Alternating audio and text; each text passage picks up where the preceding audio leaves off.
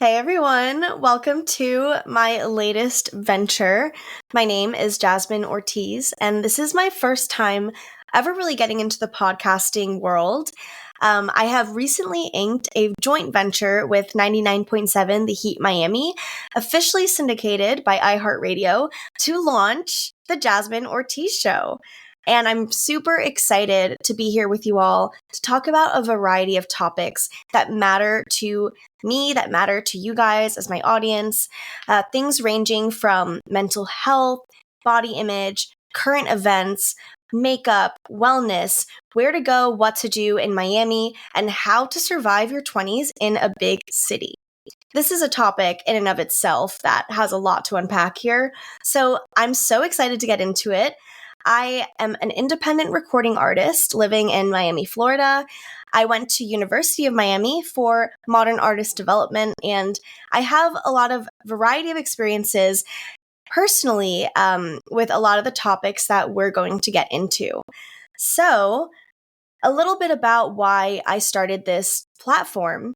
I wanted to create a space where like-minded individuals could feel supported, where young women could feel like they have a place to turn with someone like them who can provide advice, insight, even career direction, and feel like they're not alone in the struggles that we all go through in our early 20s. Definitely feel like that's something not talked about a lot in general because your early 20s can be so glamorized. But, as much as I want to romanticize my life, things are happening and things we need to talk about are happening. So, without further ado, I would like to introduce my lovely co host and one of my best friends from college, Jordi Polycarpe. Hey, Jordi. Super excited to be here. Thanks for having me, Jasmine. Yeah, it's nice to talk to you guys. I'm a alternative R&B artist from NYC, Queens born. Been making music since 2015, and super excited to talk to you guys about the music industry and body image and social media and all of the above. Yes, I am so excited to be doing this with one of my closest friends because it's so special to have that unique connection when you're talking about these topics. Because I want you guys to feel like you're just here chatting with your best friends in the group chat, on FaceTime, getting that advice that you need to get, right? That's what this is about. And through this platform on the show, I also want to provide lifestyle advice, direction on what restaurants to go to, cool things to check out in Miami, and again, navigating that city life. I'm going to be launching the Keep It Jasmine lifestyle brand to give you access to all of these different things, and that's something we're also going to feature here on the show. All right, let's get into it, Jordi. So, first things first, let's talk about some current events. A huge aspect of all of our lives as Gen Zers or what is it? Zillennials, I think we're called because we're kind of on the cusp. Oh my god, is social makes me feel media. old. I know. Let's not talk about it. It's okay. Is social media. So TikTok, especially since 2020, since the pandemic, has become the number one platform globally for sharing content. Now, the US government has decided to enact a ban on this application because of its origins from a Chinese company called ByteDance. So, if ByteDance does not sell TikTok to an American-based media company within the allocated period of time, we can't use it anymore in the US. That's mind-blowing to me, first of all, Ridiculous. because it's violating so much about the First Amendment and about our freedom of choice in how we consume media and how we interact with each other. But I also think this is completely unprecedented because never before have we had so much access to an internationally controlled form of media. Prior to the past 15 years, social media wasn't a concept, and cybersecurity wasn't really a heavily governed concept. So the fact that these two things are coinciding in such a way, especially when it comes to like international relations, how is that going to impact, our rights as individual Americans to choose the platforms that we want to engage on? What are your thoughts on this? Yeah, I don't know why we're pretending like TikTok isn't just another like import, basically. Like, it's not like we don't have relationships with other countries and like using their products. And I think TikTok is just an extension of that. But this time it doesn't benefit like people trying to gatekeep information and things like that. Like, I think unfortunately for them, but fortunately for us, we've managed to turn the platform into like not just like a little like dance thing, but we're genuinely sharing information and like having a good time with it and using it for a lot of different things.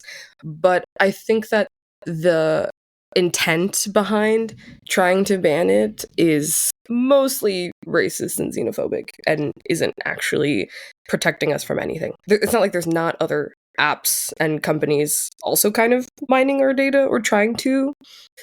I don't think I care that much if they're using my data. So far it's been helpful, but I honestly I hope this ban doesn't actually happen, and I don't think most of the population using it wants that to happen. Yeah, absolutely. And I think something really important that you said was about data mining. I mean, huge conglomerates in the US, such as Meta, also do that. And we actively use Facebook and Instagram without batting an eye. Personally, I understand the desire to increase cybersecurity 100%. I also understand the desire to not allow people to profit off your personal data. If it's just what you're clicking on and what advertising dollars could be useful based on like your preferences, I kind of think that's just the nature of being on the internet, and unfortunately this can drive consumerism, but I think it's also encouraging higher levels of internet literacy and kind of forcing people to vet the products that they're going to purchase and try to be mindful about that. I think the TikTok ban is overwhelmingly unnecessary. I think it could lead to issues with censorship from a government perspective moving forward because so many people use TikTok as a way to share current events and news as they're happening in real time. I don't know of a single other outlet except maybe Twitter/X that allows you to see updates as quickly as TikTok does. Now, on the flip side of it, I kind of do see an argument from an intellectual perspective of, is TikTok damaging kids' attention spans, and is it giving them false expectations of the lifestyles or products they need to be emulating? And that's another part of the conversation altogether. Yeah. I think it's a huge part of like social media as a whole, but I think it also manages to like make people who feel like they're trying to fit in these different like aesthetics or trying to figure out what they want to look like or put their money towards to find community in that way as well. Like, I think there will always be aspects of social media that are potentially damaging in that way, but I think we should be teaching ourselves, the younger generations, as they're coming into this kind of world, social media literacy and just sort of learning that not everything that you're seeing is what you should be doing or how you should be feeling. Still kind of build your own sense of self-worth and individuality at the same time. Absolutely. I think, it'll be interesting to see what happens in the next few weeks and months with this. So another thing that has been trending lately, and trending honestly for way too long, is Ariana Grande's personal life and her recent release. So I've always been an Ariana Grande stan. Like, I love her music. I have always been a huge fan of it. But there's a lot to be said about, the drama that's kind of surrounded her life in the past year.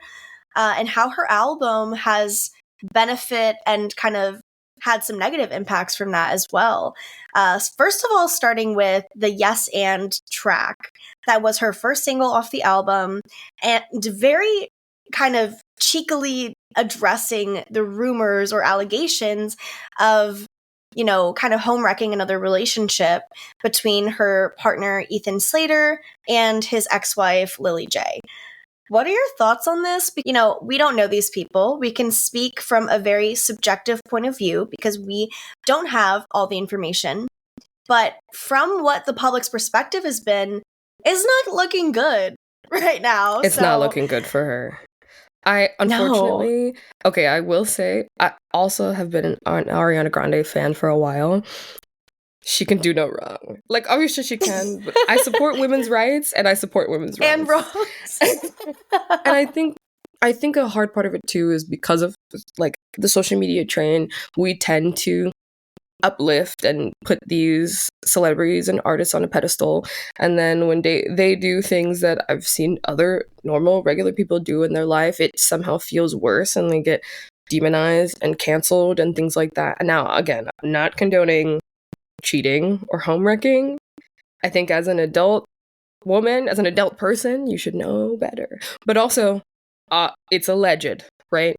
There's a lot of this that hasn't really been confirmed, and like interviews and things like that I've seen, screenshots. But overall, I think the music is good. Like I I think we can separate the two a little bit sometimes. And especially like people have talked a lot about how Eternal Sunshine is supposed to be based on the movie, right? So there's a lot of through lines of the album that aren't her necessarily speaking verbatim of her experience, but also following a little bit of the actual storyline of, what is it, Eternal Sunshine of the Spotless Mind? Yeah, and also that was Mac Miller's favorite film. So that has a lot to do with the messaging behind the album too. Like We Can't Be Friends, that song specifically really is like a gut punch for anyone who listens to it and anyone who's had sort of that nostalgic longing for an ex-partner. And that just goes even more in depth when that person has unfortunately passed away. So for Ariana, I can only imagine that that pain never really goes away because you can't get closure from someone you can't speak to again. So this song is really her way of forcing herself to say goodbye, forcing herself to acknowledge like we can never be friends again for many reasons. And then, you know, kind of extracting her emotions from that. So I think it goes far beyond her, you know, marriage with Dalton and her new relationship with Ethan. I think it goes so much further back into the things she struggled with for the past 5-6 years, where between her engagement to Pete Davidson, passing away of a very important ex of hers, into, you know, all this whirlwind marriage during the pandemic, I don't think the girls had a chance to breathe. Exactly. You know, and to be alone and heal, because it's realistically been like the past 6 years of that same kind of pattern. I can only imagine how difficult it is to separate the feelings that she had about one ex and one relationship kind of ending with the next one, especially because it's a marriage, and especially because, you know, we all know how much that meant to her as a step to take. And then to find out that Dalton was allegedly cheating is just like a whole other layer to this. Although I still think it does not necessarily, you know, excuse the fact that Ethan was also like married with a newborn child. Like that is a whole other layer too. Yeah, that's a whole other can of worms. You know, I think especially it's a lot harder when, so not only is she a normal human being going through this stuff, but then also all of it's online. Everyone's bringing up her past relationships, even way before this. Like, I don't know how many articles I found on Ariana Grande's relationship timeline of like a decade or more, which is a little bit insane when you have everybody kind of like picking apart who you are and who you've been. And then at the same time, you have to make music about it, right? Like she's an artist with a contract and she's writing from her personal experience. And then she's also having to relive that as she's like really going through it with her work. I am a huge Mac Miller fan as well. And with how much like his passing rocked the music community, I can only imagine the kind of like romantic damage and like emotional damage that does afterward. She hasn't had a moment to catch her breath. Again, not condoning their actions, allegedly. I just think she deserves a minute.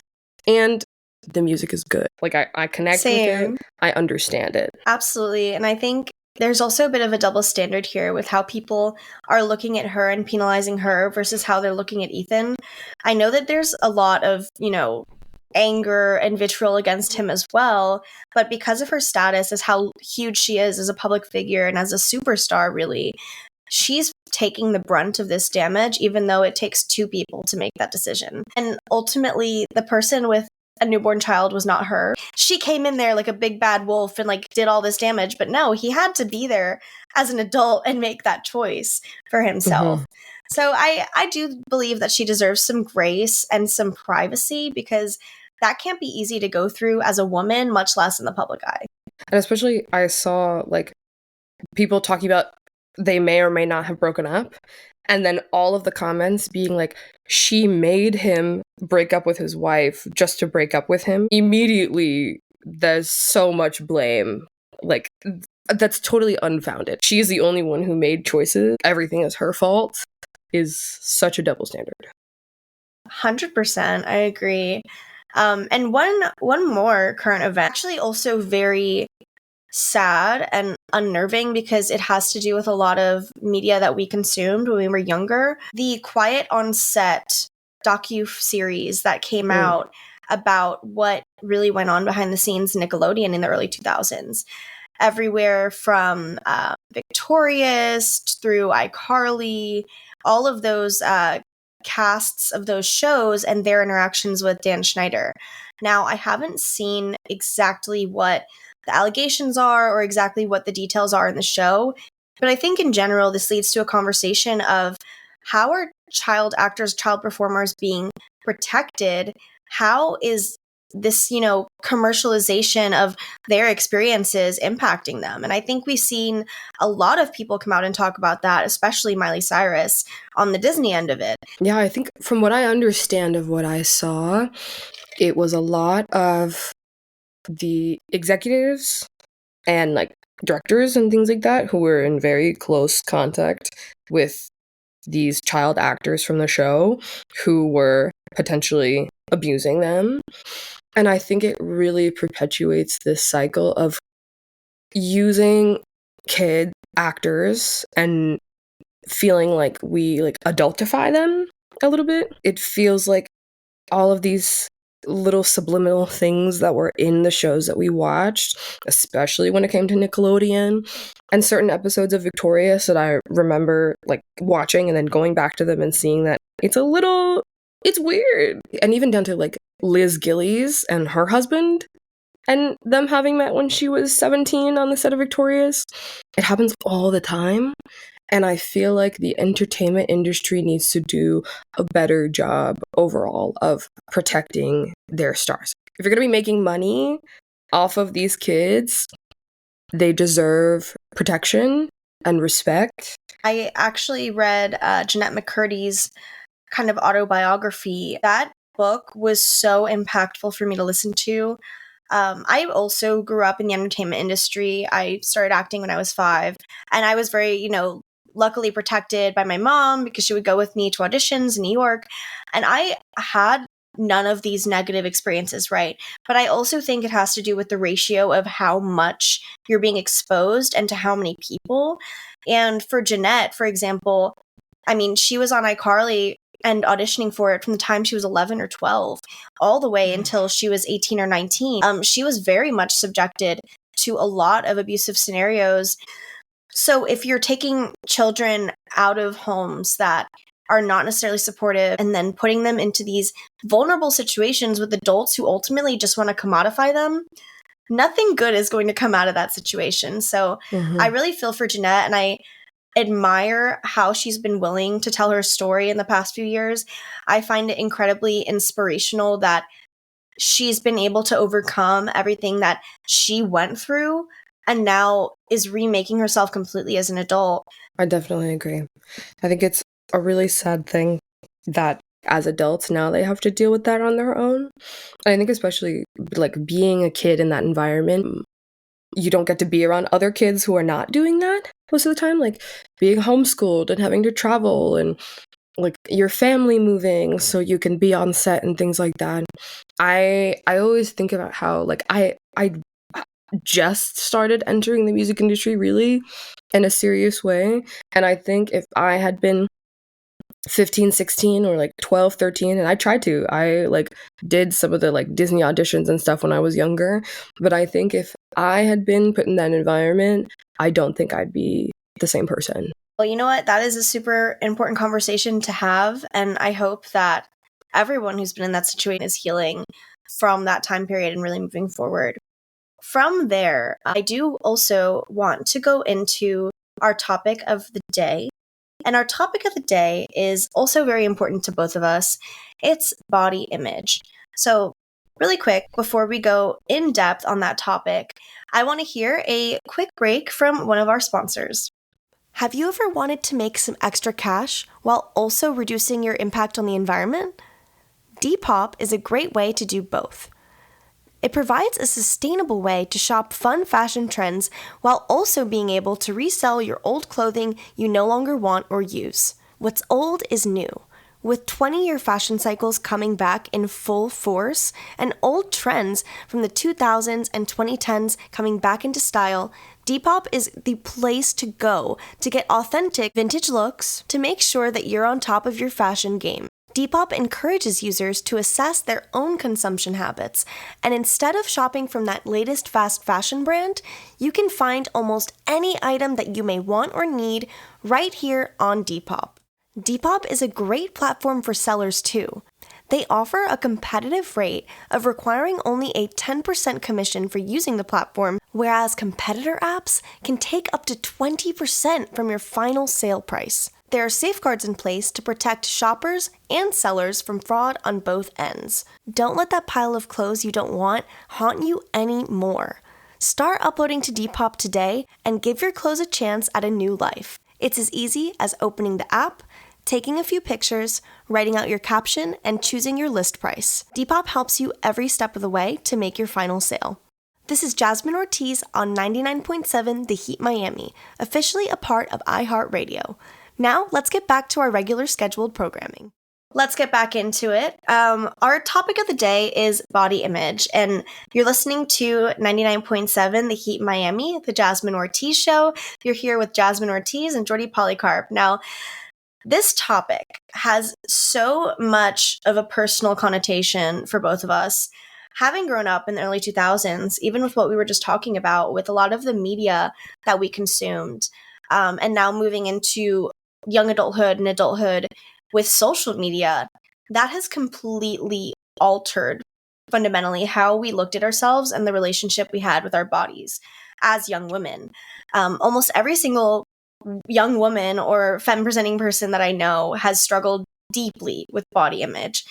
Whether or not they fit the beauty standards, there is always some facet of themselves that they wish they could improve or that they're comparing to other people.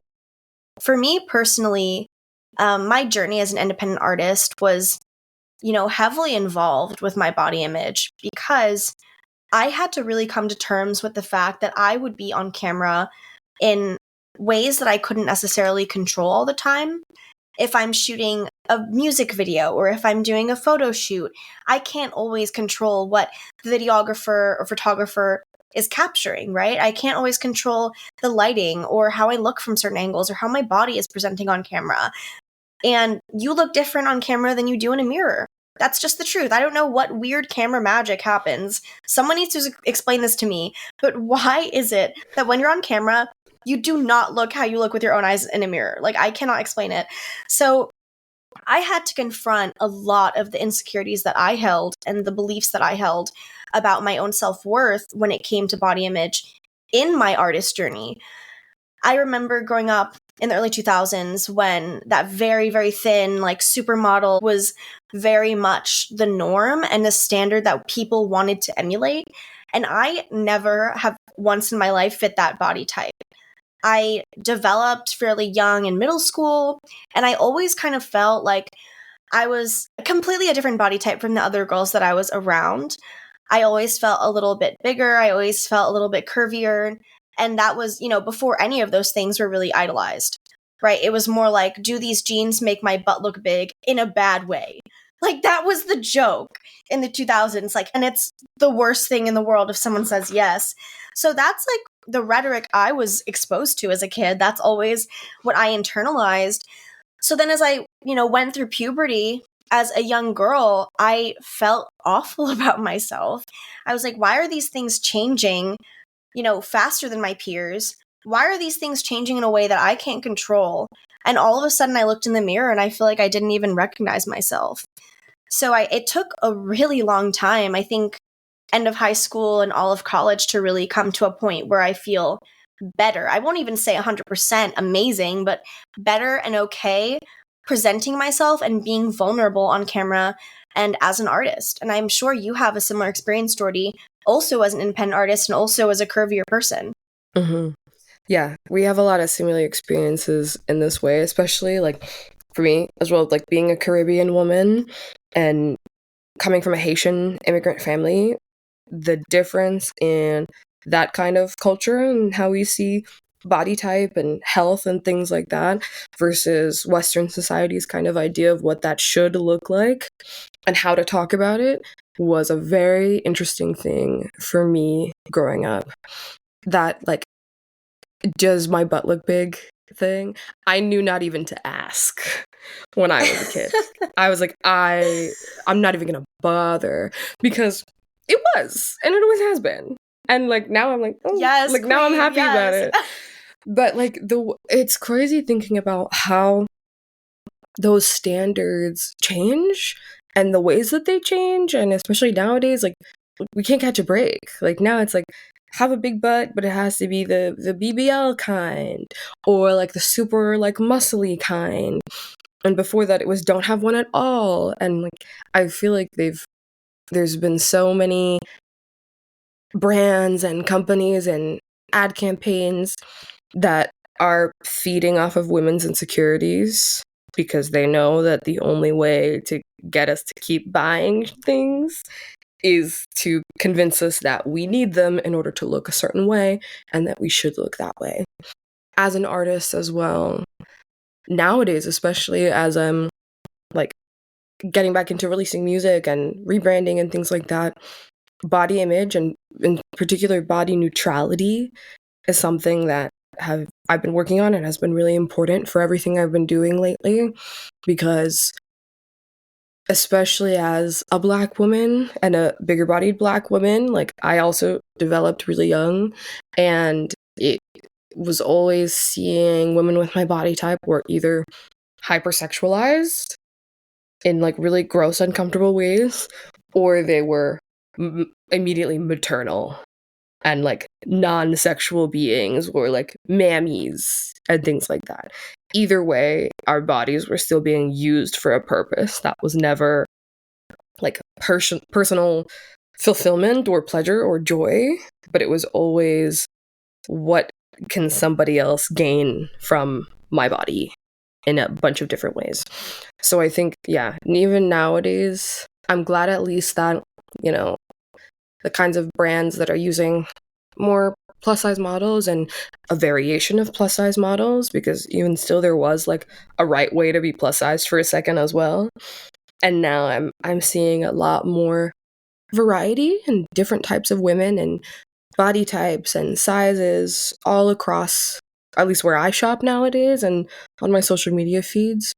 So I do feel like at least we're getting somewhere, but I feel like the early 2000s were a pitfall for any young girl or woman trying to figure out how to feel comfortable with their bodies. Everything that you said kind of gave me chills because you expressed it in a way that is so deeply personal and also so poignant for other people listening.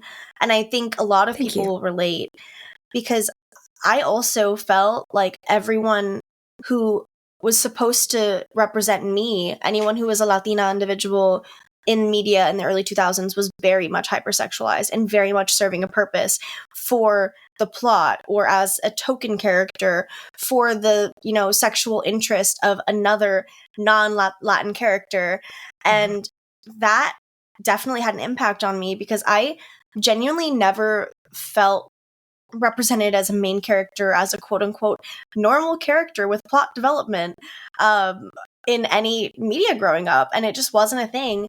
And that's gotten better over the years, 100%, but we're still not at a place where it's normalized.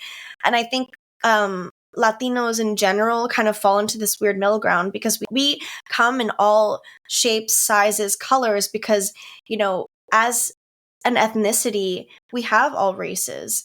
And that spectrum is so beautiful, but I feel like only one kind of like characterization or caricature of what Latinidad really means was represented in the media at that point. One piece of media that I felt really represented in was Wednesday. And I think Wednesday was such a step in the right direction, especially for me, because I felt like Wednesday being Latina was a part of her identity, but it wasn't everything that drove her as a character. She still had her own, goth identity. She was very much the Wednesday character, but she also wasn't shying away from her Latinidad, and her dad, Gomez, is obviously very proudly a Latino man. But it's interesting because that literally felt like my family dynamic, weirdly enough, even though it's the Addams family. It felt like a Latina girl who grew up in the US, probably maybe bilingual like me, but also not fitting the stereotypes that a lot of people want to attribute to us. And it shows that Latino characters can be quote unquote like normal characters. It doesn't have to be a stereo. I feel like so often, people of color in media are put under one umbrella where if you're not struggling as like an underdog in a story, you're not going to be featured, period. Like, where are the people who are like successful main characters in media that are minorities? Like, you don't see that a lot.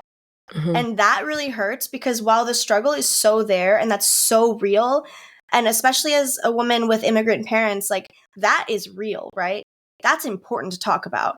But when that becomes the only way you ever see yourself represented as someone who's struggling, you don't even see the potential for success. Yeah, I totally understand that. I love that was so, like, you could connect to it so much, even as, like, an adult woman, because it's the kind of thing that we should have been seeing since childhood.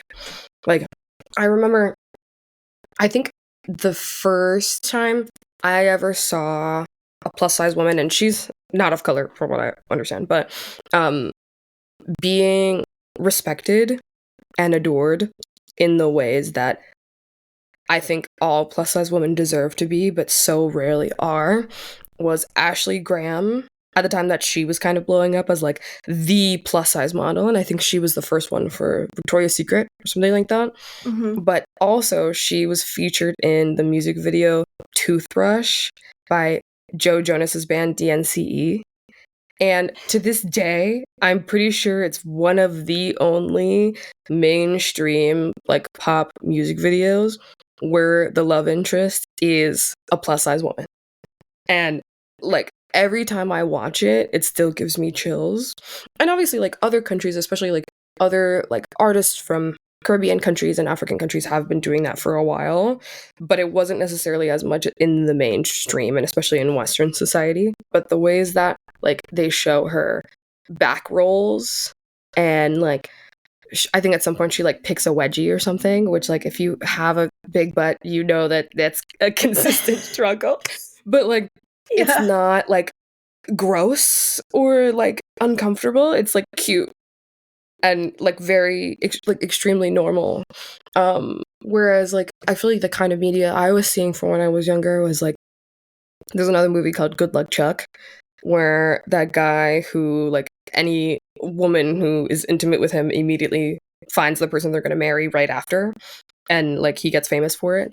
And one of the women that he ends up doing that with is his like coworker, who is a plus size Black woman.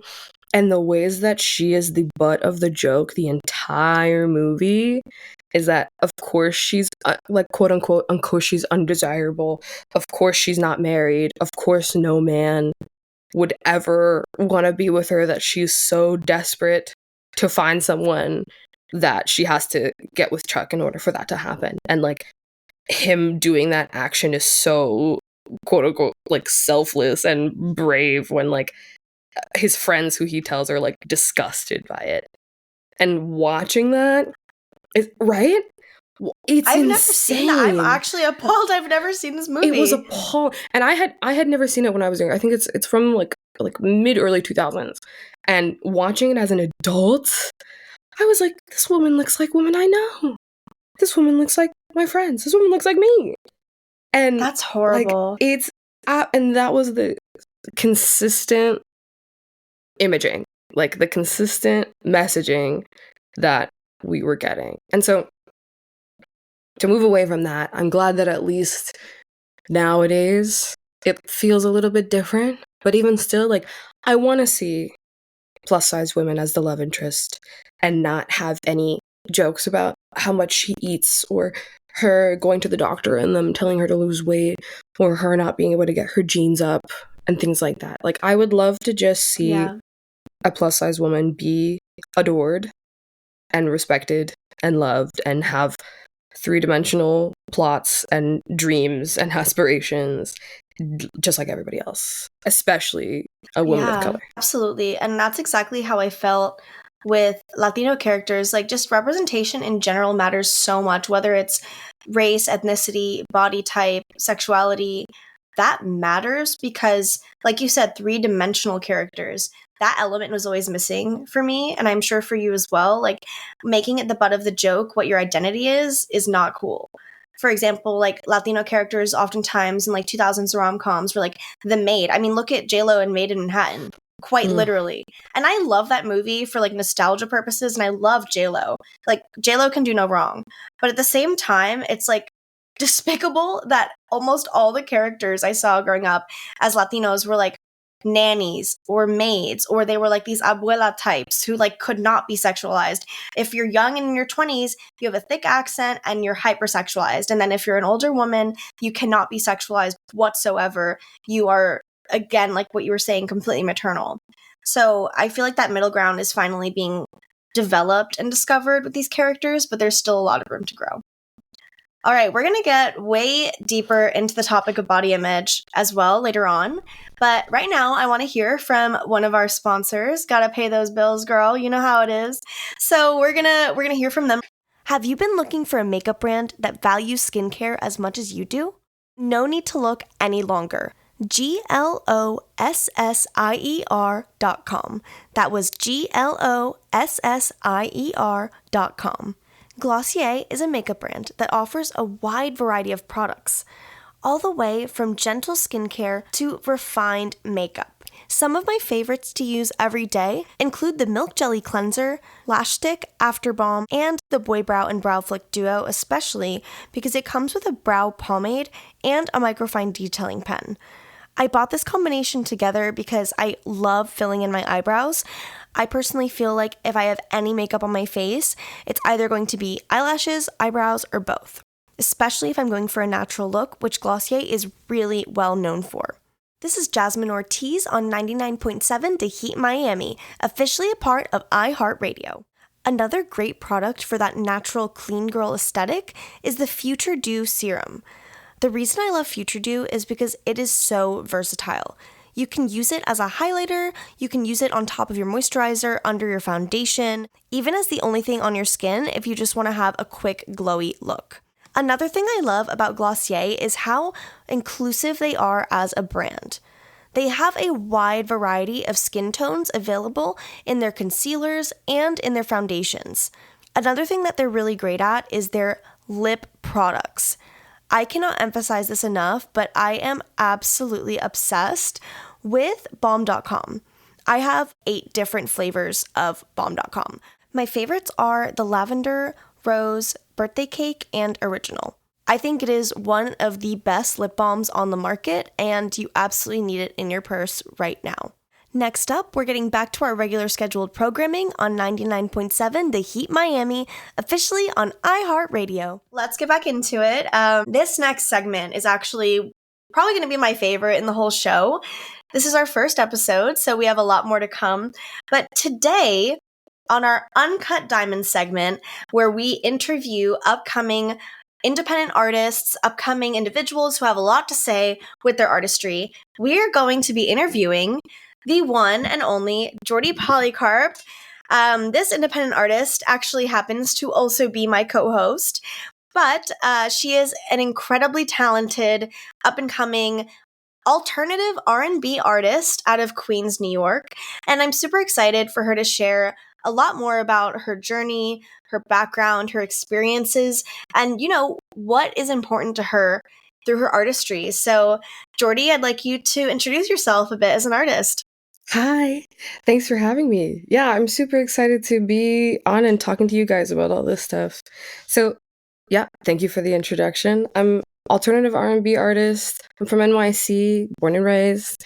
And I've been making music seriously since 2015. Love and life and body image and family is really what I love writing about and talking about. So, this is exactly in my vein. So love it. And I got some new music coming out soon. So super excited to be here. Awesome. So I just want to talk a little bit about your background some more. So as I said before, Jordi's one of my best friends from college. We both graduated from the Frost School of Music at University of Miami. But I also wanted to talk about Go Canes, yes. I want to talk about what got you into music and what your journey has been like from childhood or whenever you started out to now. Yeah. So my journey through music, I can probably blame like 3 or 4 people. My sister, my dad, Alicia Keys, and Hayley Williams from Paramore. And I think if those 4 people did not exist in my life how they do, I would not be where I am right now. I think that my dad got me into music in the first place, and my family has always like music has been a huge part of our like social gatherings and things like that. And he put me and my sister into piano lessons when we were super young. We both started when we were 3, and she's a couple years older than me. And I just wanted to be like her, and I was just poking at the keys for a while before I figured it out. But she also had a purple iPod Nano. Do you remember those? Yes, I had an iPod Nano also. Yeah. And it was purple. Yeah, now I think about it, it was purple. Yeah. She had a purple iPod Nano. And she used to let me borrow it to go to school sometimes if I asked her really early in the morning before she left for school. And then I would get on the bus after if I could use it. And it's how I started sharing music with my friends and listening to music, and is also how I found Paramore and Hayley Williams. And I remember I saw the music video for Ignorance by Paramore, and I was like, and she was like singing into this like swinging light bulb. And I was like, whatever that is, I want to do that. Like, this looks insane. And however I can, I'm going to do that. And the rest was kind of history. And Alicia Keys. That's awesome. Yeah, her first album is all I heard in the car, in my mom's car, growing up. So that's kind of how I got into it. And then learning guitar in middle school, and also starting to songwrite when I picked up a guitar, was the sort of catalyst for everything that I do now, and being able to come up with my own sound. And then I also started producing on GarageBand on my phone on like the train commute to school, and like figuring out how that worked. And then eventually ending up at Frost with Jasmine and having the best time ever. And here we are. Yeah, that's awesome. It's so funny because that purple iPod Nano was also the beginning of my musification, or I guess music education, because I got it from my uncle, and he had all these alternative like rock bands from the early 2000s on there. I mean, from I guess alternative indie, alternative rock, like think Hoobastank and like The Script and like all those vibes. And then we also had Nickelback. That's we such had an uncle Papa playlist. Roach. Yeah. Then we had some Eminem. We had some Jay-Z.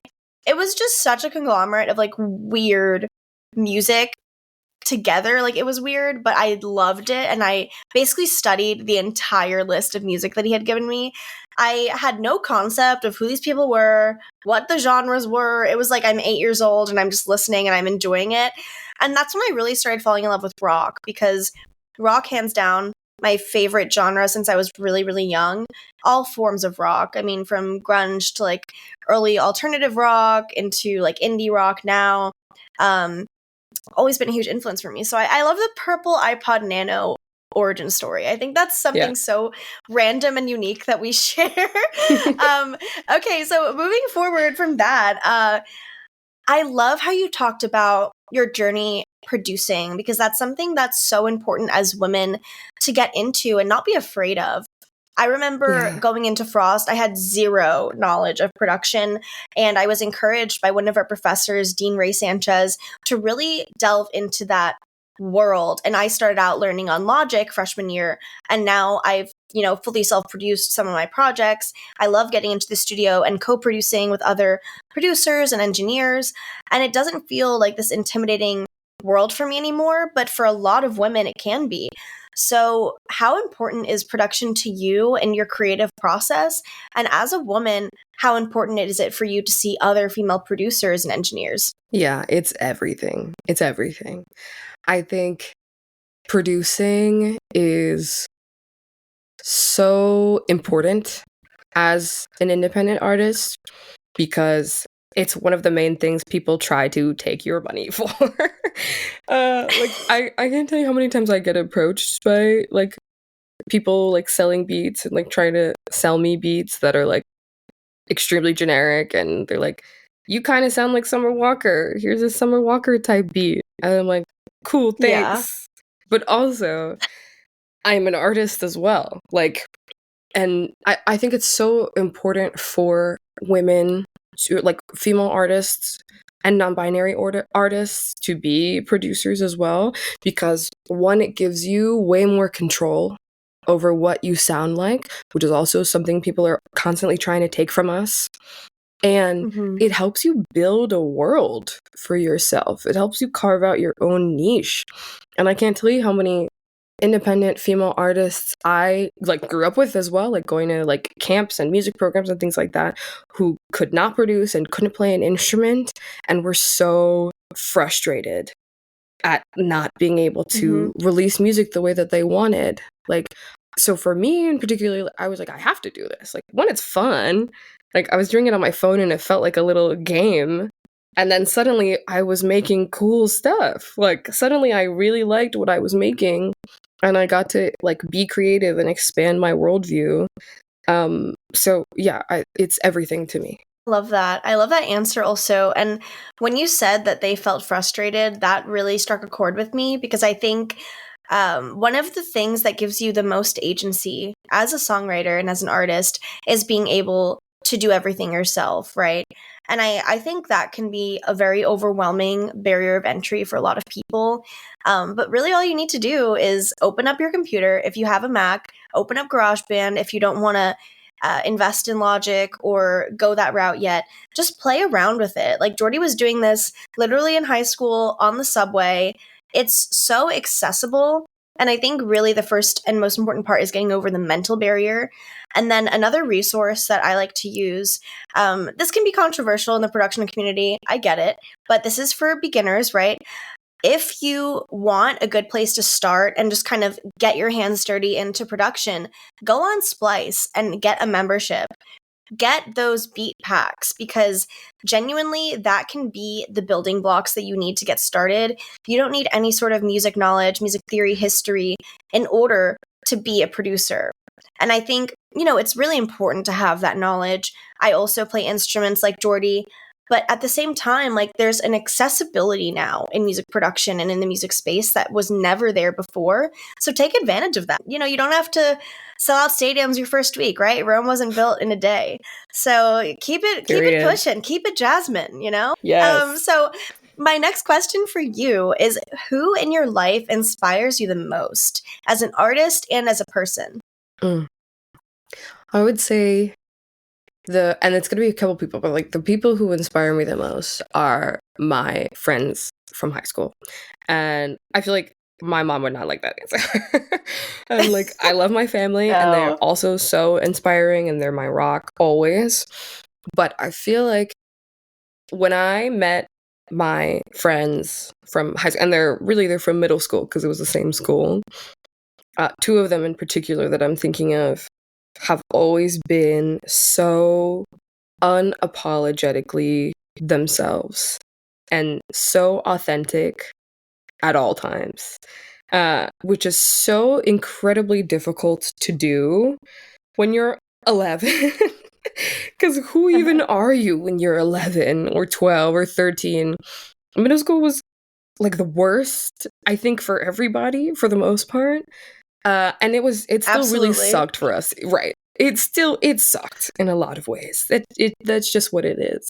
But they've always managed to be such pillars for me, and the kinds of people I could look at who are like, this person does not give a single flying whatever. In a lot of ways, we all have self-doubt and we're all unsure and we're all trying to figure it out, and we change and grow and adapt. And I think even through trying to figure out who they are or who they want to be, they've never been anything but, if that makes sense.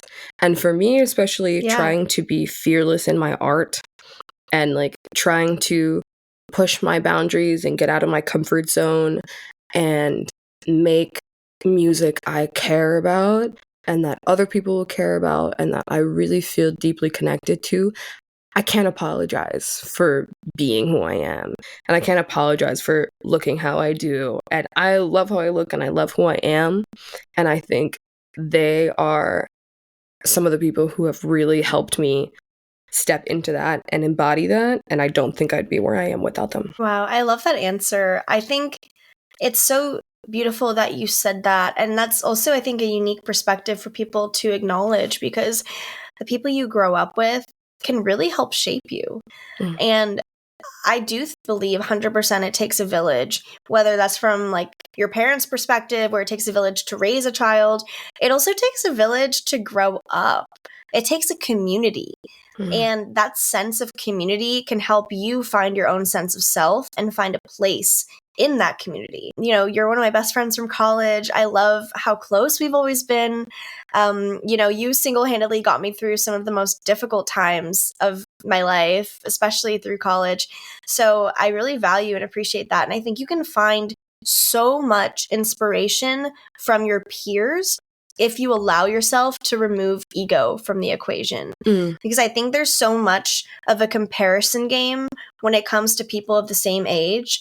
I love our friendship so much, and I always adore you. And I'm glad that we also have the kind of friendship that like we uplift each other and inspire each other. 1000% always. I adore you. So my next question for you got me cheesing over here. My next question is, what do you feel is your greatest skill set? I think my greatest skill set is being kind, which sounds like not related to it, but being an independent artist, a lot of it is being able to connect with people. And yes, I can say like I think producing is my strongest skill set. I think like my vocal production is really good, which I do. I'll toot my own horn on that. But like songwriting and all, like all these skills that I've like built and been educated on, I think they are my greatest skill sets. But I also think that it doesn't matter how good your music how good your music is, if you're not a good person.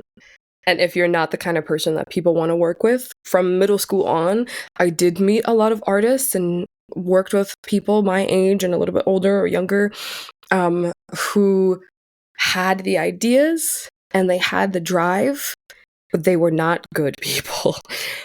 Or they were just not the kind of people that I connected with, and they had an ego or they had a lot of pride.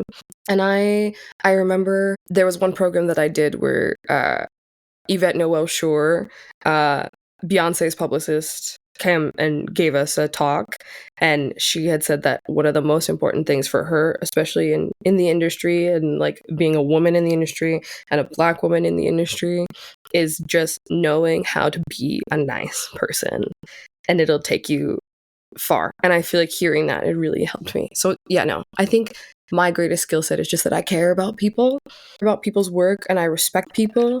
And for me, I'm always like, if you give me 100%, like I'm always going to give 100%, and I expect the same back. And I expect authenticity and I expect honesty, and I will always hold myself to those standards. And I want the people that I work with to also hold themselves to that standard. Yeah. Honesty, kindness. I love that. Thanks. I love that. And I think that's really what sets you apart as someone who's talented and humble. What is your music making process like? I know we talked a little bit about production, but I really want to get into the songwriting element.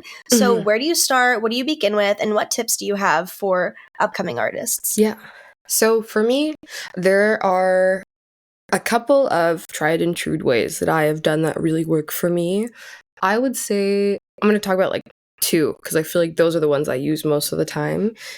It is either there's something that I'm going through or an experience that I've had that I feel like I want to release or talk about, and I'll just write like a page or two of like a diary entry, like or like on Google Docs or like on my phone on the train. Is where I get a lot of work done on the train, and then I'll go back after I just do like full train of thought, and I'll pick out words or phrases that really resonated with me that I was feeling in the moment, and I'll go through it, I'll circle them, and then I'll put them in a different document, and I'll just kind of work through those. And I feel like that has been a really good way for me to like connect back into myself with a lot of my songs. I think there's a few of them that I've done that way that I think just kind of helps put it all into perspective. Another way that I start a song is by writing it on top of another song. And I feel like it sounds really dangerous copyright wise, but like for me, it's like a song that really just sparks my interest, or sometimes it'll be like I go to a concert of an artist I really like or that I don't know, and I'll hear a song and be like, this just hits my chest. Like something about it I just really connect to. And then same thing, I'll open up my phone, I'll go on like notes or Google Docs and start writing a song on top of that song. And for me, I feel like it helps to give myself rules in that way. So it'll have the same structure of like verse, pre-chorus, chorus, there might be a bridge later, and like same time and tempo. And then from there, I can do whatever I want. So I'll rip it apart. I'll like put it in Logic. I'll pick an entirely new chord progression in a different key. I'll pick new melodies. I'll pick new rhythms. But on a bunch of songs I've done this with, I'll always have like song title and then my lyrics, and then in parentheses I'll put like I was listening to this song, so I kind of know where it started, and also so that I can make sure I didn't accidentally take anything from the original. And so far I haven't. Like I've poured over all of these, but I feel like as a songwriter, and if anybody listening like wants different ways to do that, when you give yourself rules, it's so fun breaking them later. And I feel like it's a really good way to get out of your head and just kind of free flow, see what happens, and then totally mess it up later. I think that's very applicable in all of music, especially as people who've been sort of classically trained as musicians. I started out piano when I was 3. I started on guitar when I was 9. You started on guitar really young, and piano and production as well. We have that understanding of music theory. We know the laws of music are. But at the same time, the more that you learn those rules, the more you have freedom to go outside of that convention. Another tip that was given to us by our songwriting professor, Craig Carruthers at was if you give yourself limitations, that gives you more freedom. What I mean by that is you're not feeling overwhelmed by an amount of choices, an endless amount of opportunity or option. I want to talk a little bit more about what motivates you to keep going, because in the music business world, it can feel so difficult to get an edge. Where do you see yourself going in these next steps with your upcoming release? Yeah. I feel like I always have this running joke that I tell people that I'm not good at anything else. And that's what keeps me going. I don't necessarily believe that's true. But no, I think what keeps me going is how much this sounds corny, but I love music. Music is my first love. I've always been in love with it. It has been the only way I have been able to communicate, really. Like I've always felt like having trouble expressing my emotions and mental health and like things like that.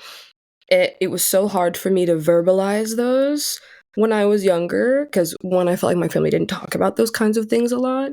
Music was the only place, and I say place because it really felt like I was building a world when I was creating music. It was the only place where I felt like I could be 100% myself all the time.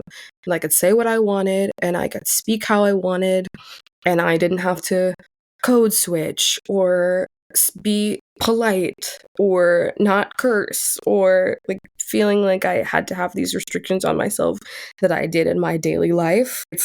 It's what has made me who I am, and it's what has made me so comfortable now expressing myself to people and like growing into myself. But I don't think I would be who I am if I wasn't making music and being creative. Hey, my name is Jordi Polycarpe. I'm a recording artist coming to you live from NYC. Here's a snippet from my upcoming release, J'adore. Thank you for having me on the show. Keep it Jasmine. It wouldn't take much for me to J'adore.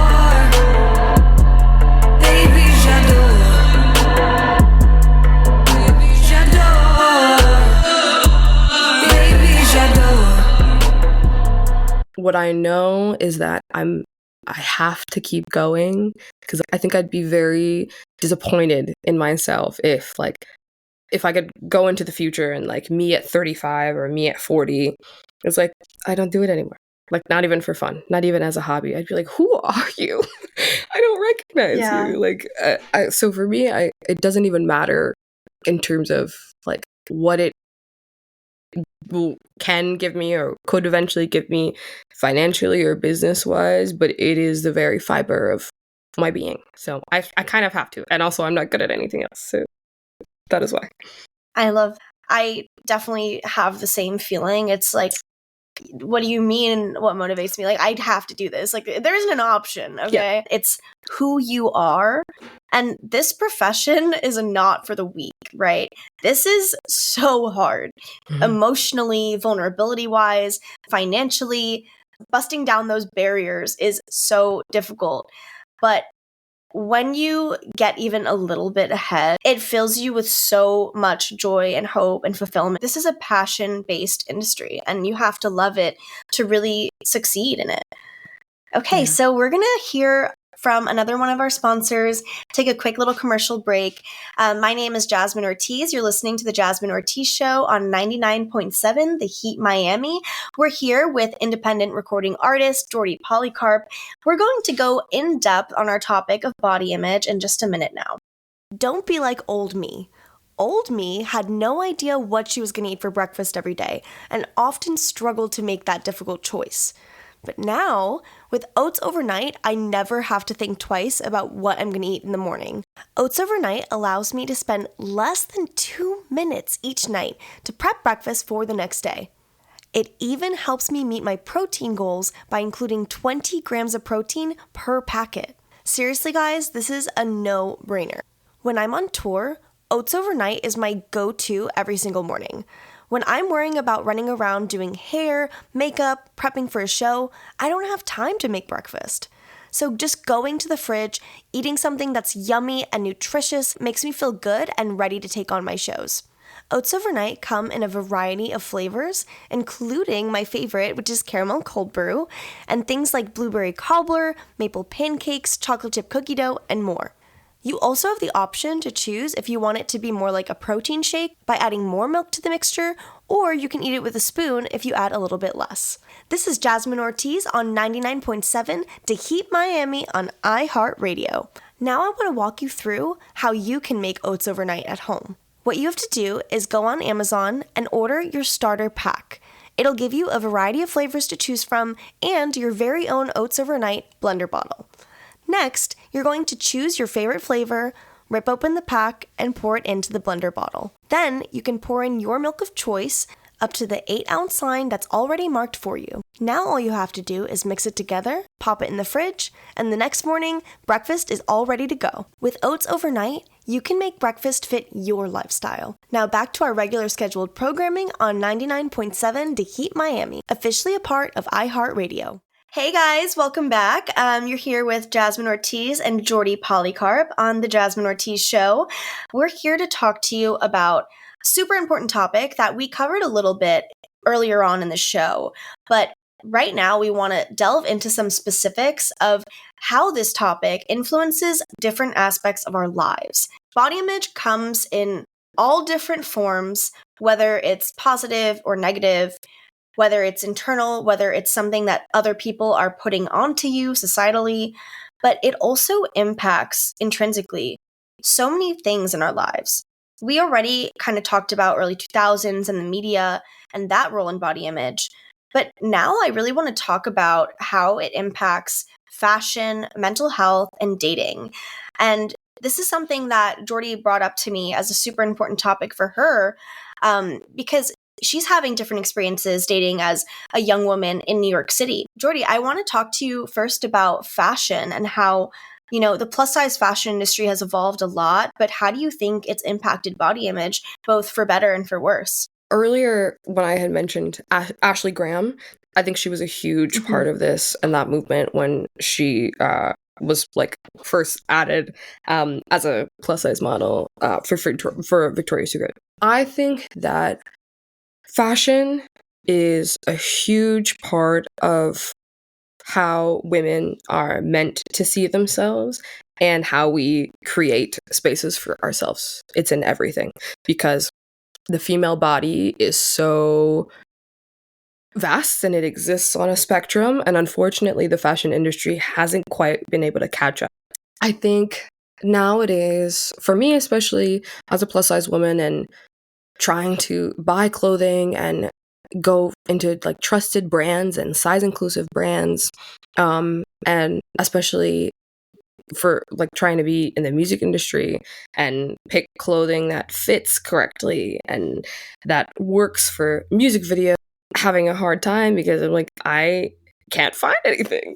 Like, you can kind of try to vet different companies and brands and things like that, but I think just most of the fashion industry hasn't really caught up.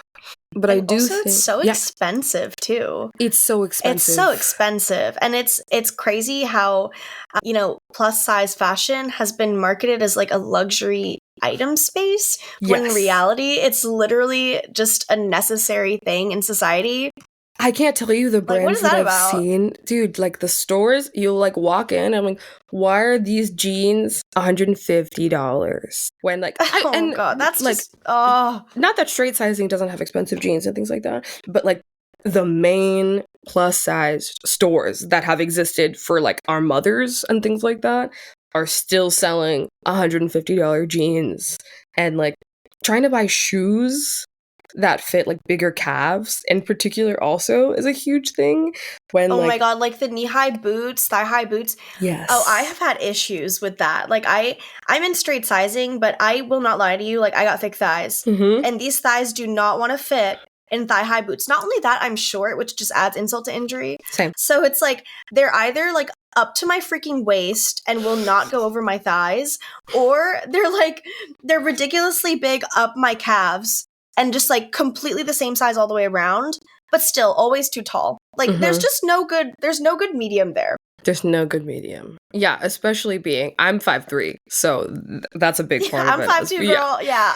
That's a huge part of it too. And then when it comes to plus sizing as well, I have a more hourglass body, and plus sizing or like regular stores that will have their straight sizing and then added plus sizing are like, oh, let's just take this pair of jeans that was made for a size 2 and stretch it out horizontally and change nothing else. And they don't understand that when you have a bigger body, that also comes with different assets and different shapes. And when you have brands like, actually, let me not talk bad about brands that exist, but when you have certain brands that are pushing the BBL body, I'm like, well, the thighs don't match. So you cannot make these jeans for quote unquote plus size women or people with bigger assets and then keep everything else exactly the same except for the butt. It just doesn't work. The proportions, they don't work.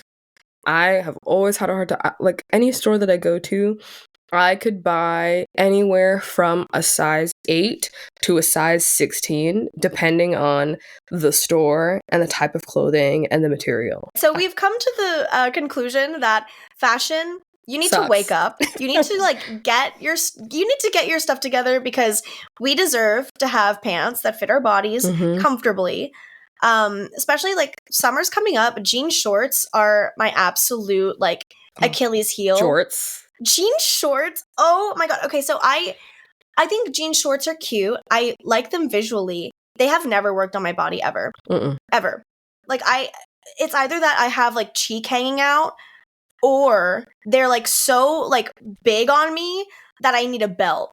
And it's like there is no middle ground. I've quite literally never found jeans that I can both feel coverage and sit down in, and then like also look good standing up. Those are completely different things. Sitting and standing, like we need to talk about that. That's a difference. If anyone has ever heard the phrase, "These are my standing jeans," if those are your standing jeans, you're probably a plus size woman or some version of a plus size woman, because I or can't curvy tell or like you, not. It's not working. I can't tell you. I have my standing jeans and I have my sitting jeans, and they will never be the same pair of jeans. There's a lot to work on there, and you know we're not going to solve it in a day.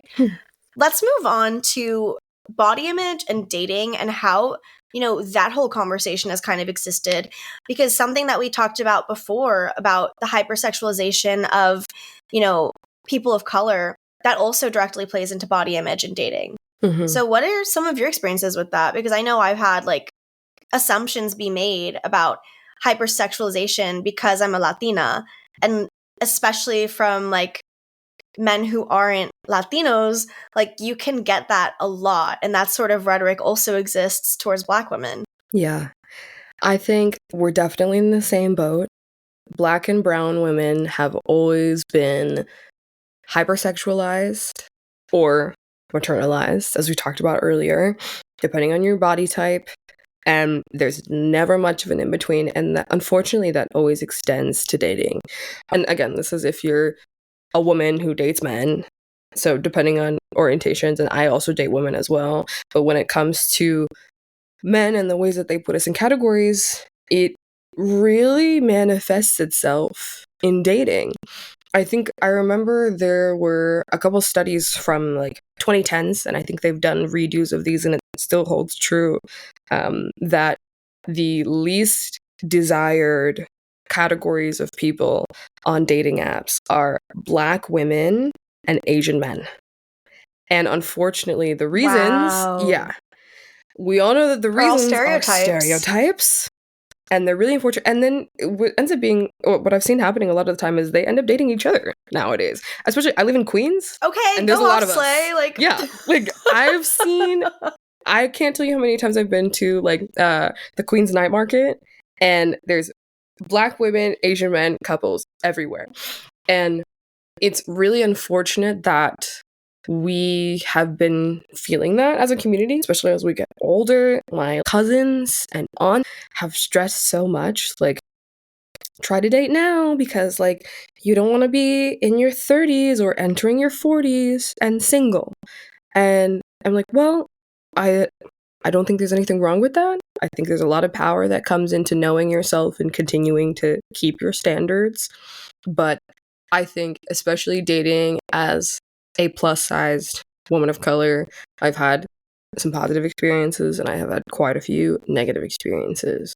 But I think at least both of those things, being plus-size and being a Black woman, are extremely obvious. I cannot hide them very clearly, and I've never tried to.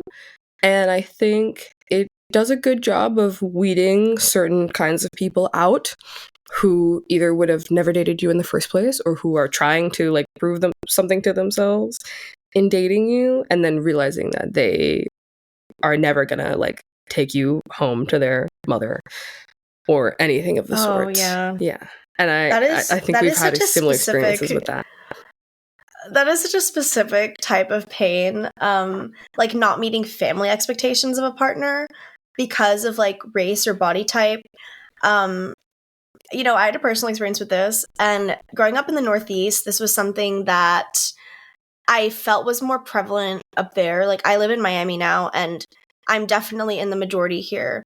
a lot of people here look like me. A lot of people have backgrounds like me. Most people are bilingual. So I don't feel any of the animosity or otherness that I felt growing up. And at one point, I was seeing a guy. He was a white guy from the Northeast. And he told me that he could not tell his grandmother that I was Latina. Like, he had to lie and say that I wasn't his girlfriend because, like, on Facebook photos and whatever that she had seen, because I was Latina and that wouldn't be cool with her. And I was just like, whoa. And his family was, like, overall, like, very left-leaning. His immediate family. But then they were totally okay with the fact that, like, grandma and grandpa and uncle and aunt, like, were not. And they did not care about confronting that bias at all. And he told me this casually. He was just like, yeah, I had to lie to grandma, like, about who you were. I said you were just a friend. And I was like, that's insane. I was horrified to the point that I've literally asked current or recent partners, like, do your parents know that I'm Latina? Yes. Like, actually, that is a conversation that I've had. The fact that you even have an experience in the past that has made you need to ask that question in the future is just like, that leaves a mark. It really does. It's insane. I think about this a lot, especially being a Black person. I'm like, no matter who I end up with or whose DNA ends up being part of my child, that kid's gonna be Black. Whatever variation on the color spectrum, this child is gonna be Black. And like, my hair is natural and textured, and they're gonna have probably some variation of that. And to the point where if I'm dating somebody who's not Black, I'm like, I need to know, because it's not even just about me anymore. Like, I know that kids are something that I want in my future, and I always want to make sure that even when I have kids, their grandparents or their extended family on that other person's side, I do not want to bring them for Thanksgiving and have them say negative things to my kid. And if they do, I'll be fighting somebody's mother if I need to. Yeah. Like, I will always be protecting my kids against that. Something that we talked about was like the clean girl, soft girl aesthetic, like how those things interact, because 9 times out of 10, when you see a clean girl aesthetic video on TikTok, or you see someone being coquette or someone showing off a luxury handbag collection, that person is usually not a person of color. Mm-hmm. So those spaces can feel very exclusive, and they can feel like they're not intended for certain audiences. And how does that make you feel? How does that make you want to interact in those spaces or not? Oh, yeah. It's definitely been a huge conversation I've had with a lot of my female friends of color, and especially my Black friends, that like the clean girl aesthetic. I'm like, first of all, name of it I don't even like. I don't like the name, and also every picture, every like GIF set I've seen of it is so uncomfortable. I feel like TikTok is a huge proponent of this too. I saw like, what was it? The different types of pretty, and they'll be like, oh, these kind of girls are girl pretty, and these kind of girls are boy pretty. And all of the girl pretty girls were white women, and all of the boy pretty girls were Black and brown women. And I was like, Where's the implicit bias coming from? You posted that and you said that with your whole chest, girl. You said these women look masculine. And they're all women of color. And it's very also, weird. I think it's like saying they're only pretty to the male gaze, but not the female gaze. Yes. Which is that's so weird odd to me too, because then you're like innately sexualizing us to say like only men will think we're pretty because they want to sexualize us. Yeah. Not because we're just pretty in like a model girly girl sense. Yeah, no. They're saying that we look pretty, but like not as pretty as them. Yeah. There's also like all of the trends that have been like renamed as other things. Or the brownie lips. Lips. Which brownie have been lips. Like so typically like a Latina like chola style from the West Coast, or like Black and brown women have been doing that for so long. Or the hoops with the slicked back bun. Girl, where did you see that first? And then suddenly, because did you go to Miami and see that? Because exactly. I think I have. The hoops with the slicked back bun, and they're like, it's what is it? Workplace siren. I'm like, no, it's not. It's a Black clean girl aesthetic. Like, Like, it's very weird. And then all the way down to like different hair trends. And like, do you remember at the time where they were calling edges sticky bangs? Yeah, okay. I have never seen that. Oh my God. There was this, I think it started with this one girl, but yeah, just generally, like, there was a minute where... Tell me you've never left the house without telling me you've never left the house. Tell me you've never left the Midwest without saying you've never left the Midwest. I was shocked. And I was shocked. Yeah. And first of all, everybody has edges. They're baby hairs. Sometimes you have damage. Sometimes your hair just grows like that. Like, they're there always, right? But like, Black women started like slicking them down and things like that. And then I would see these like very like skinny, weird looking edges, quote unquote. And then they were... You mean sticky bangs, right? My sticky bangs. First of all, terrible name. Terrible name. I'm still not over it. I'm still mad about it. And then, like, what was it? People were when the Kardashians were wearing like cornrows. First of all, that's what they were. Unfortunately, there's been so many instances of this in the fashion industry and through social media. The like reclaiming and renaming of trends and aesthetics that were created by women of color that unfortunately extended to other things. I think there's something to be said about being influenced and inspired by a culture versus like adopting and reappropriating. Mm-hmm. When Black women wear hair in protective or natural styles, they can be demonized for it.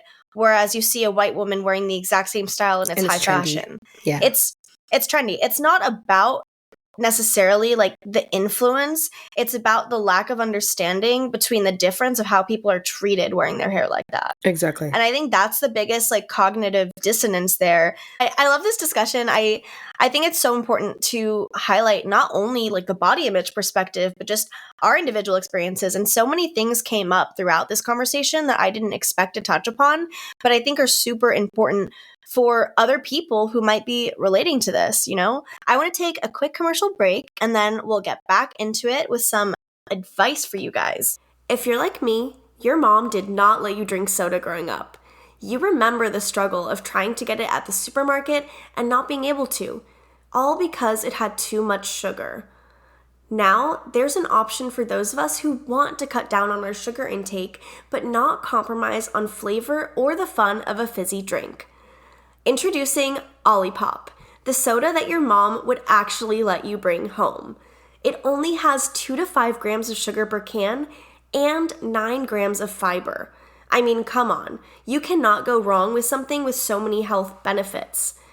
And it has amazing prebiotics that help soothe your digestive system.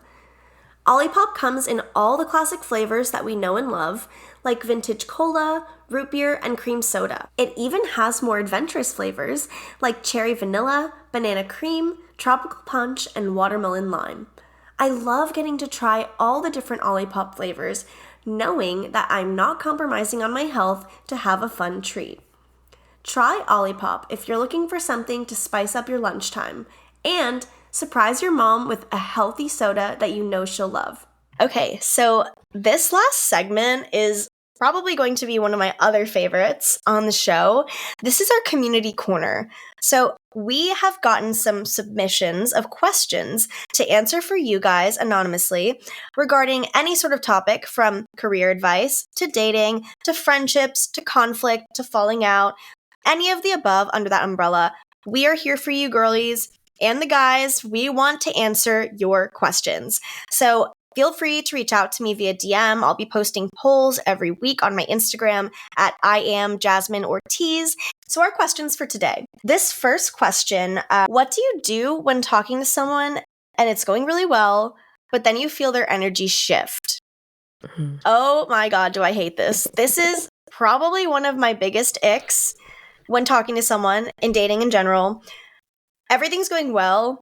Maybe you've been talking 2-3 weeks. You've gone on several dates. You're hanging out at each other's places a couple nights a week. Like, things are going great for all intents and purposes.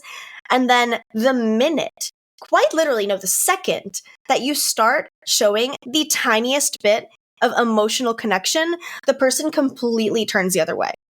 I think this is a tale as old as time, at least a tale as old as Gen Z, because that's been happening since the dawn of Snapchat and social media at the very least. Yeah. I think it's an issue with connectivity and commitment, wherein especially like guys who are dating girls want this level of emotional intimacy without commitment that you just shouldn't be able to have. Honestly, Which is I normal. feel like this has happened to me at least like 3 times, separate occasions, where it's like the minute I catch feelings, out the door, turning the other way and running. And it's because I think they're scared of genuinely forming that emotional bond. And instead of wanting a girlfriend, they want a therapist who can also provide the role of a mom/wife. I don't know. Like, I didn't answer the question. I didn't answer what you do in that situation, but I just talked about it. So, Jordi, if you have an answer, please share. Leave. I think, no.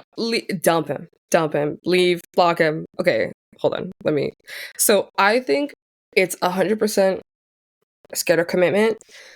I think sometimes they found somebody they like better, which is also unfortunate and sucks. And sometimes they don't even let you know that they were seeing anybody else. Sometimes they've gone over certain boundaries that you set. Sometimes it is that I think also as a woman of color or as a plus size woman or both, they got scared and they realized that maybe you aren't the type of person that they originally saw themselves with or the type of person that the people around them think they should be with. And then I think that's also a reason why sometimes the energy will shift. They get uncomfortable, they get scared, and they don't know how to communicate that properly. So they just kind of slowly start pulling back and like breadcrumbing and things like that. And I would say, honestly, someone who really cares about you and respects you will be there for you and won't have that kind of shift. And if they do, they'll work through it. They'll realize that, okay, I'm pulling back, but I'm self-sabotaging. Maybe I should change my behavior. And they will. And if they don't, forget about it. I would say set a time frame. You'd be like, hey, I've noticed you doing this.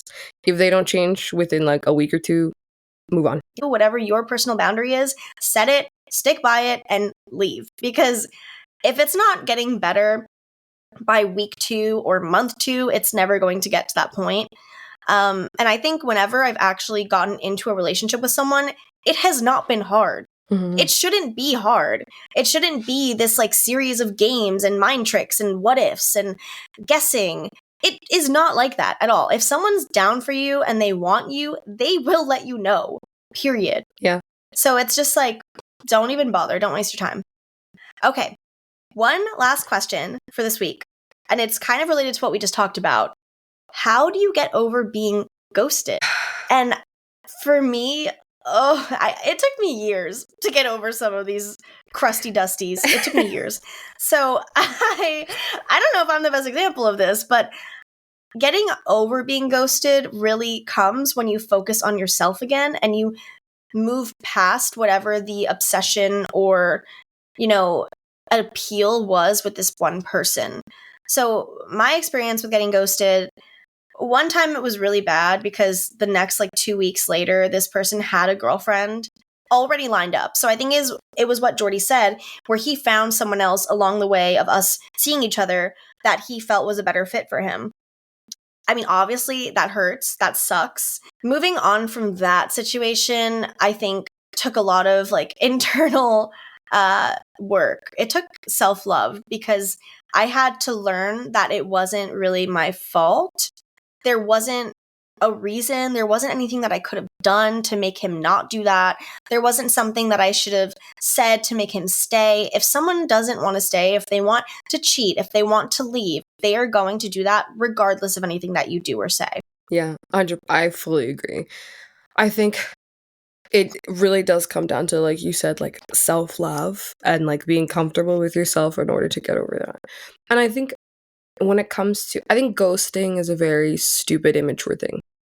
I think that people who do it just don't know how to communicate properly, don't think it's important, or just it makes them uncomfortable, so they don't bother.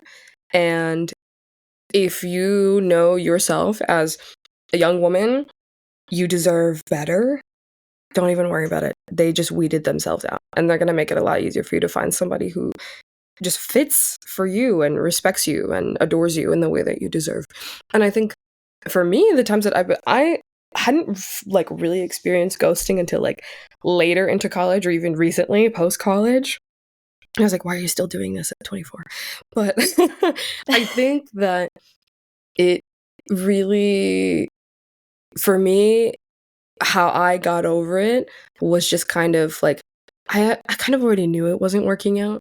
Like, I don't think I've ever really been ghosted out of the blue. Not that that can't happen, because some people will love bomb you and sweetie you to death and talk your ear off and then disappear.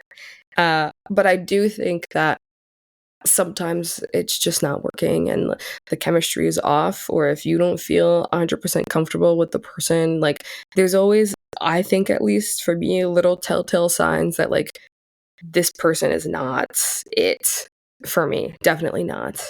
And I deserve better. And also, being single is not a bad thing. Like, being by yourself is not a bad thing, and it's actually really fun and gives me way less headaches than dating. So just do what's right for you and never be afraid to remove yourself from a situation that's not working. And if they remove themselves, you don't have to do any work. Even better. There you go. Yeah. I love giving you guys advice like this because I relate so heavily to these situations. I mean, we literally just described instances where we had personal experience with this, and that just goes to show how common this behavior is and how we're all just going through it. We're just girls, you know? We're figuring it out.